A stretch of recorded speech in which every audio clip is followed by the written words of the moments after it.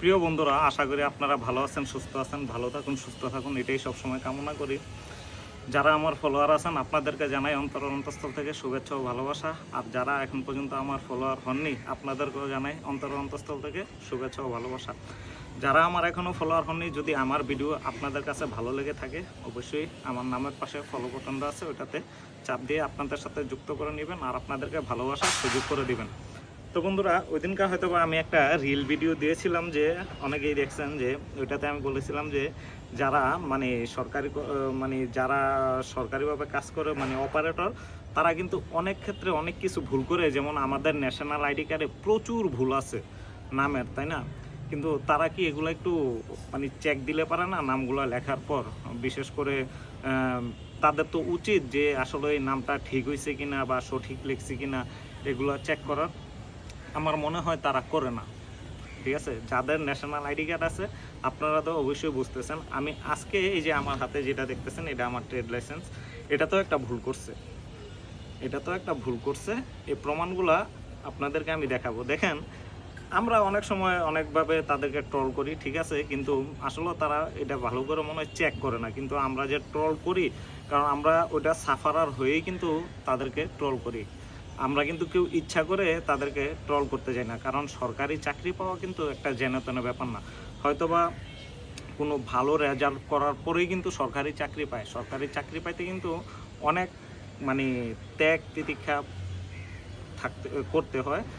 আর সরকারি চাকরি পাওয়া এত সহজও না।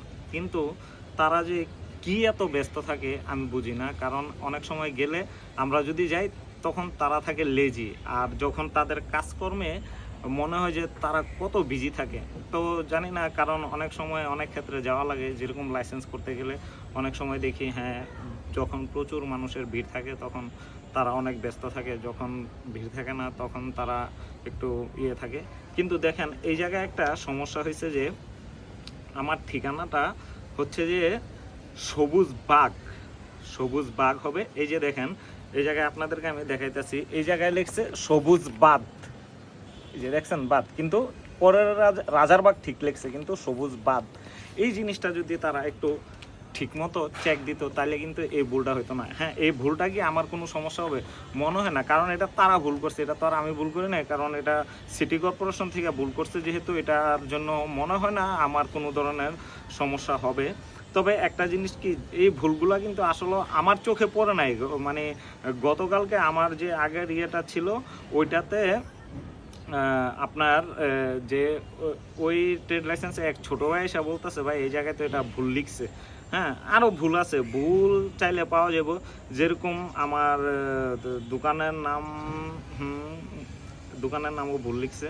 তো এগুলার জন্য কিন্তু আমরা দেই না, এগুলার জন্য তারাই দেয়। তো আমি বলবো, যারাই আছেন, যদি কারো কাছে আমার এই ভিডিওটা পৌঁছায়, সরকারি কর্মকর্তা যারা কম্পিউটার অপারেটর আছেন, প্লিজ ভাই বোন আপনারা একটু সতর্ক করে লেখাগুলো দেখবেন, যাতে এমন ধরনের ভুল আর না হয়। কারণ এটা একটা ভুল যদি আপনারা করেন তাহলে এটা আপনাদেরকে নিয়ে কেউ ট্রল করবে, এটা কিন্তু আসলে বেমানান। কারণ ওই জায়গায় কিন্তু যোগ্যতা ছাড়া কেউ পৌঁছাইতে পারে না। যে কোনো সরকারি কর্মকর্তাদের যারাই চাকরি করে তারা কিন্তু যোগ্যতা দিয়েই ওই জায়গায় তারা স্থান পায়। তো আমি বলবো এই জিনিসগুলো একটু আপনারা সঠিকভাবে পর্যবেক্ষণ করবেন।